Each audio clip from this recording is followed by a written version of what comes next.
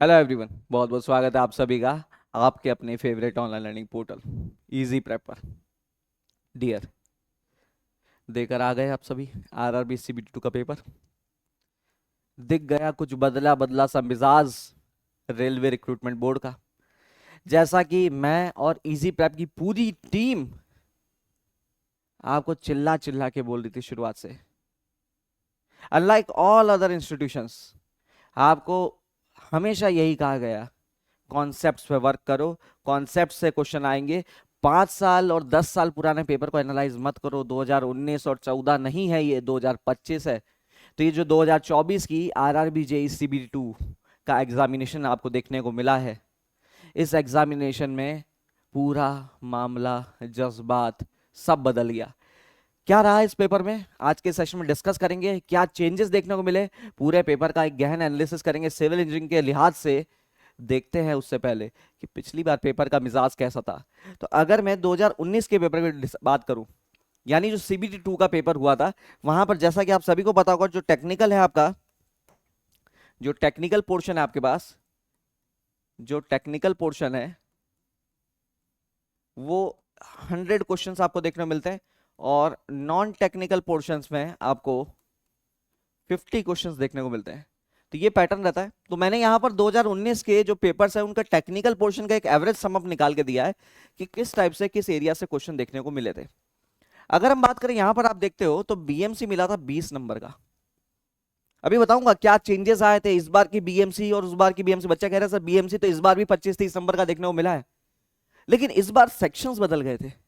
इस बार जहां से क्वेश्चन आते, मैं आपको कुछ क्वेश्चंस बताऊंगा। अभी अभी तक अगर मैं बात करें तो पिछले 2-3 दिनों के अंदर कम से कम हम मान के चलिए, अगर मेमोरी बेस्ड क्वेश्चंस की बात करें, एटलीस्ट टेक्निकल के 150 क्वेश्चन का डेटा आ चुका है हमारे पास।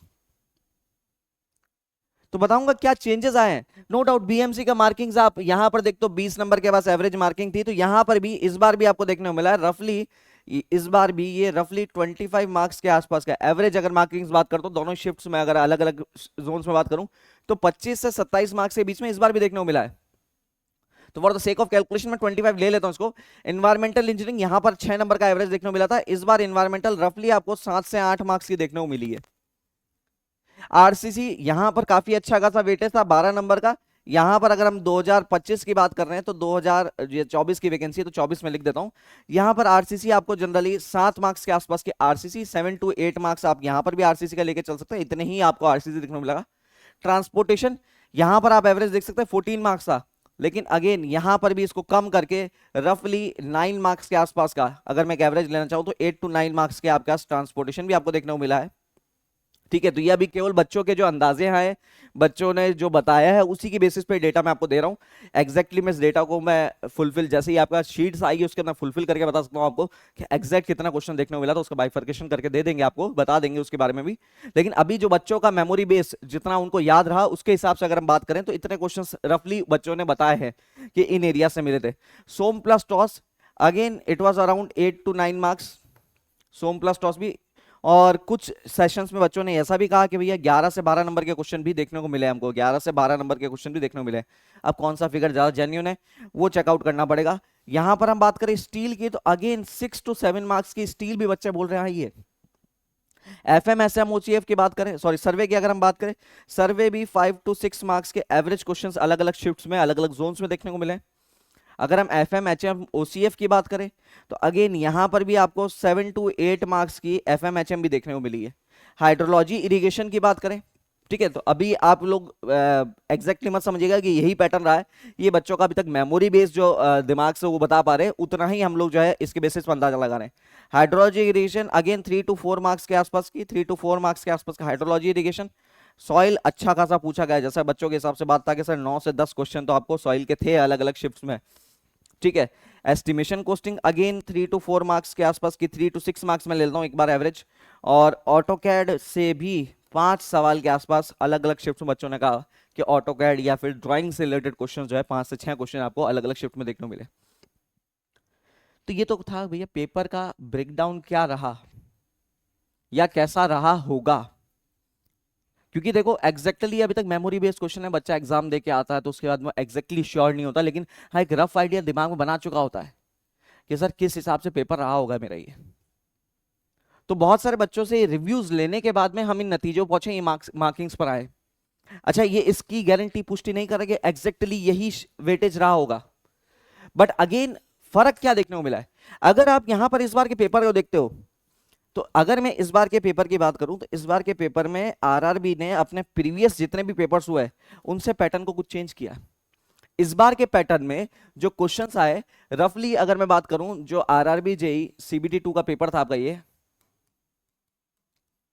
सीबीटी 2 का जो पेपर था, यहां पर numerical questions as expected 5 to 6 questions numericals थे आपके पास, ठीक है, जितना एक्सपेक्टेड भी था। काफी फैकल्टीज, अलग अलग इंस्टीट्यूट्स, हम भी बोल रहे थे 5 से न्यूमेरिकल आएंगे, उसमें से एक दो में शायद थोड़ी मेहनत करनी पड़ सकती है। इन 5-6 क्वेश्चन में से एक से दो क्वेश्चन आप मान के चल सकते हैं जिसमें थोड़ा बहुत आपको पेन चलाने की मेहनत करनी थी। बाकी डायरेक्ट क्वेश्चन थे, कोई बहुत ज्यादा समस्या की बात नहीं। आप मेंटल कैलकुलेशन, कैलकुलेटर अवेलेबल था आपके पास, उसके बेसिस पे बच्चे आसानी से कैलकुलेशन कर लिए। एक से दो क्वेश्चन में मान सकता हूँ कि जहां पर थोड़ी बहुत मेहनत करनी पड़ी होगी, कुछ फॉर्मूला लगाया, कैलकुलेशन करने में थोड़ा टाइम लगा होगा, लेकिन बाकी सब फिजिबल था। तो बात यहां तक सही थी। न्यूमेरिकल ज्यादा आते तो कट ऑफ लो जाने का चांस रहता, लेकिन न्यूमेरिकल बहुत ज्यादा नहीं आए। 5 से 6 क्वेश्चन, जितना 100 क्वेश्चन में एक्सपेक्टेड था, ये 5-6 न्यूमेरिकल होंगे। बाकी 90-95% क्वेश्चन जो होंगे वो आपके पास क्वेश्चन जो है थियोरटिकल रहने वाले हैं। अब चेंजेस क्या आया सर, बाकी जो 94 क्वेश्चन थे, यहां से देखो, जनरली आप कोई भी एग्जामिनेशन को देखते हो ना, तो देयर आर, मैं टाइप्स ऑफ क्वेश्चंस की बात करता हूं, तो 3 टाइप के क्वेश्चंस रहते हैं आपके जनरली। अगर मार्केट में अगर अपन देखें, तो किसी भी एमसीक्यू बेस्ड पेपर के अंदर 3 टाइप के क्वेश्चन मिलते हैं। या तो क्वेश्चंस आपके न्यूमेरिकल ऑब्जेक्टिव्स वाले हो सकते हैं, जहां पर आपको कुछ फॉर्मूले में डेटा डाल के वैल्यू निकालनी होगी। या फिर आपको क्वेश्चन मिलते हैं जो कि बेसिकली आजकल जो एक फेमस हुआ है स्टेटमेंट बेस्ड क्वेश्चंस, आपसे स्टेटमेंट्स बना के पूछा जाता है कौन सा स्टेटमेंट सही है या गलत है, मल्टीपल स्टेटमेंट्स दे दिए जाते हैं, उसमें से पूछा जाता है। तो या तो इस टाइप के क्वेश्चन होते हैं, या फिर होते हैं आपके डेटा बेस्ड क्वेश्चंस, या तो होते हैं फिर data based questions. Direct data पढ़ा, पता है टिक मारो, नहीं पता है आगे बढ़ो। अब आरआरबी के आप पिछले पेपर्स का एनालिसिस करेंगे तो आपको देखेगा न्यूमेरिकल का पोर्शन तब भी इतना ही था। यानी ये जो 5 से 6 न्यूमेरिकल बात करूं, 6-7 न्यूमेरिकल एवरेज में इतने ही न्यूमेरिकल्स आते थे, लेकिन ये जो पोर्शन था ना, ये काफी बड़ा होता था। और अगर आप ये बीएमसी, एस्टिमेशन, ऐसे सब्जेक्ट्स को अगर आपने अच्छे से पढ़ा है, 2-4 साल से आप मार्केट में प्रिपरेशन को देख रहे हैं या समझ रहे हैं, तो आपको पता होगा कि आरआरबी के जो पेपर्स है, उठा के देख लेना 2019 का, 2014 का पेपर, आपको डेटाबेस क्वेश्चंस की भरमार मिलेगी, डायरेक्ट डेटाबेस क्वेश्चन। अब उस डायरेक्ट डेटाबेस क्वेश्चन से फर्क क्या पड़ता था, जो बच्चा सालों से प्रिपरेशन कर रहा है उसको डेटा रट गए होते हैं, और उससे उसकी एक इंपॉर्टेंस बढ़ जाती है। यानी एग्जाम में सेलेक्ट होने के चांसेस, एक नया बच्चा जो अभी पहली बार आरआरबी का पेपर दे रहा है और एक ऐसा बच्चा जो 2019 में सेलेक्ट नहीं हुआ था, अगर उन दोनों का कंपटीशन कराओगे ना, हमेशा वो 2019 वाला बच्चा जीतता। रीजन क्या है, ये डेटाबेस क्वेश्चंस आपने कितना टाइम दिया उस सब्जेक्ट को, कितने टाइम से उस सब्जेक्ट को प्रिपेयर करो, उस पर डिपेंड करता था। लेकिन इस बार आरआरबी ने एक जबरदस्त गेम खेल दिया। इस बार आरआरबी ने जो गेम खेला, उसने जो अपने डेटाबेस क्वेश्चंस है, यहां पर जो डेटाबेस क्वेश्चंस अलग अलग शिफ्ट के, अगर हम डेटा की बात करें तो डेटाबेस क्वेश्चन रफली 10 से 15 क्वेश्चन ही थे पूरे पेपर में। बहुत अलग अलग शिफ्ट, देखो आपका जो पेपर, कमेंट करके बताइएगा भाई आपके पेपर में क्या इसका ब्रेकडाउन था। लेकिन अलग अलग जोन्स में अलग अलग शिफ्ट्स के बच्चों से जब बात की गई, तो बच्चों ने बोला सर डेटाबेस क्वेश्चन गायब ही थे। मतलब ऐसा लग रहा था सर डेटा पूछेगा कब, ये कोई क्वेश्चन मिल ही नहीं रहा है जिसमें डायरेक्ट डेटाबेस क्वेश्चन पूछ रहा है। अब यहां से ये 10 से 15 क्वेश्चन, मैं अपर लिमिट 15 मान लेता हूं, यहां से 5 से 6 क्वेश्चन, अपर लिमिट 5 मान लेते हैं, 20 क्वेश्चन, बाकी 80 क्वेश्चन सर बाकी सब स्टेटमेंट्स बेस्ड क्वेश्चन थे। और स्टेटमेंट बेस्ड क्वेश्चंस के अंदर आपको सबसे ज्यादा प्रॉब्लम होती है। रीजन क्या है, क्वेश्चन बैंक बहुत छोटा है आपके पास। स्टेटमेंट बेस्ड क्वेश्चन जो है रफली 80 सवाल के आसपास स्टेटमेंट बेस्ड क्वेश्चंस थे।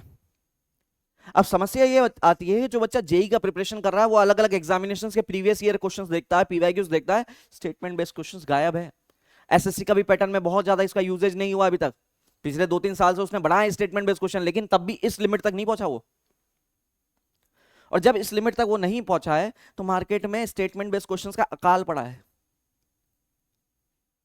उस केस के अंदर जब स्टेटमेंट बेस्ड क्वेश्चंस आते हैं, बच्चा एकदम से घबरा गया और स्टेटमेंट बेस्ड क्वेश्चन को सॉल्व करने के लिए, उसको समझने के लिए, चारों स्टेटमेंट्स को प्रॉपर्ली एनालाइज करने के लिए कॉन्सेप्ट पे क्लैरिटी चाहिए।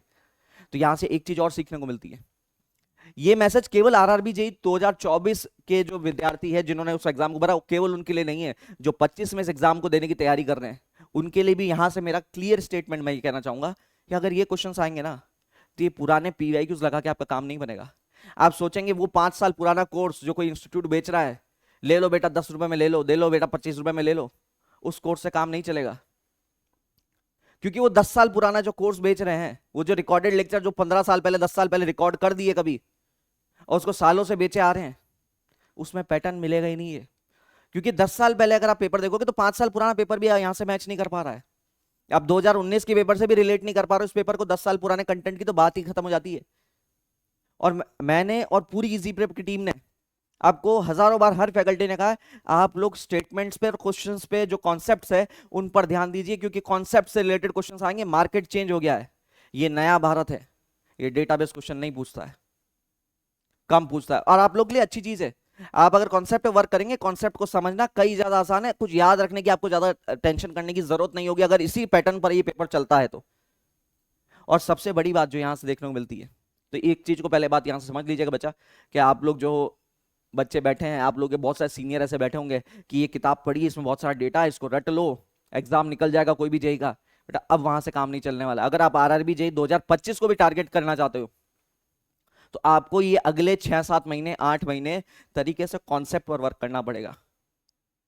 क्योंकि अगर कॉन्सेप्ट पर वर्क नहीं किया और इसी पैटर्न का पेपर 2025 में भी देखने को मिला तो आप फिर से यही सोचेंगे कि सर ये क्या हो गया हमारे साथ। देखो इस बार के बच्चों को भी बोला गया था, लेकिन अगली बार तो आपको पता है ना, इस बार का पेपर तो आपके सामने है, आ जाएगा अभी 2-4 दिन में की आ जाएगा। जैसे ही की आता है उसके बाद में आपको क्लियर हो जाएगा कि भैया पैटर्न कैसा था। तो उस चीज को आप ध्यान में रखिए चलिए। और आज 5 बजे वैसे आरआरबी ये डिक्लेयर कर चुका है कि शाम को जो है की आने की पूरी पूरी संभावना है, यानी आपका जब रिस्पॉन्स आ जाएगा उस समय क्वेश्चंस मार्केट में आ भी जाएंगे, तो क्लियर एंड कट फिर हम उनको एनालाइज भी करेंगे किस टाइप का पेपर था ये। ठीक है, तो पेपर का लेवल जो अभी काफी मार्केट में कुछ इंस्टीट्यूट बोलते फिर रहा है कि 110 से ऊपर कट ऑफ जाएगी, 115 से ऊपर कट ऑफ जाएगी। देखो बच्चा जब पेपर देके आता है ना, उसको लगता है उसने सब सही किया है, उसके लिए कुछ भी गलत नहीं उसमें से, मतलब उसकी सोच के हिसाब से बात करें तो सभी क्वेश्चन को सही मानता था तब लगा कर आया है। तो बच्चों ने बोला सर हमने 130 क्वेश्चन अटेंड कर लिए, हमने 135 अटेंड कर लिए, हमने 140 अटेंड कर लिए, सर 95% एक्यूरेसी, 98% एक्यूरेसी। की आने दो, ये जो 130 के कट ऑफ वाले ना, ये किस बिल में दुबक जाएंगे तुमको पता भी नहीं चलेगा। एक बार रिस्पॉन्स की आने दो, ये जो 130 120 की कट ऑफ बता रहे हैं इंस्टीट्यूट्स, ये किस बिल में दुबकेंगे और कैसे अपने शब्दों को वापस लेते हैं, वो आपको बड़ी जल्दी ध्यान पड़ जाएगा।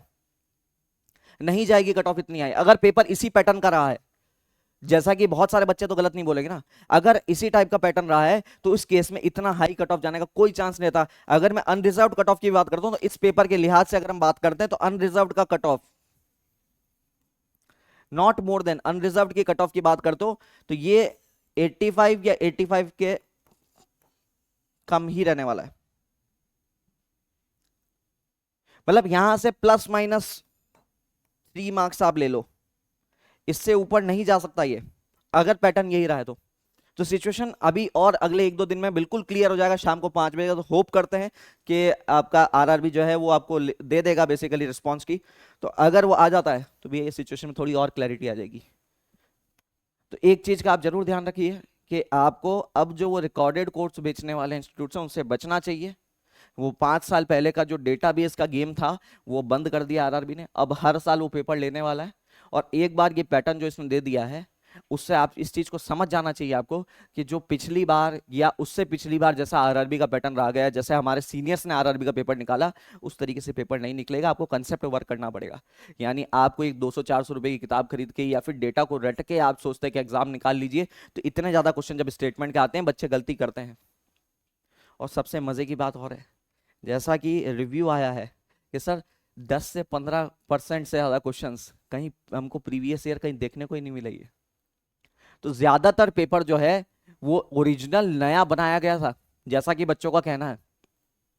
हाँ नो डाउट आरआरबी की तरफ से कुछ मिसक्रिपेंसीज की बातें भी आई है, जैसे नॉन टेक का जो पेपर था, कुछ क्वेश्चंस कहीं से कहीं कॉपी हो गए थे, इस शिफ्ट में हो गया, वो दूसरी शिफ्ट में सेम आ गया कुछ क्वेश्चंस, तो ये सब चीजें आई है, तो आरआरबी इसको जरूर ध्यान रखेगा। आशा करते हैं कि अगली बार जब पेपर होंगे तो ऐसी प्रॉब्लम्स को भी वो खत्म कर देगा।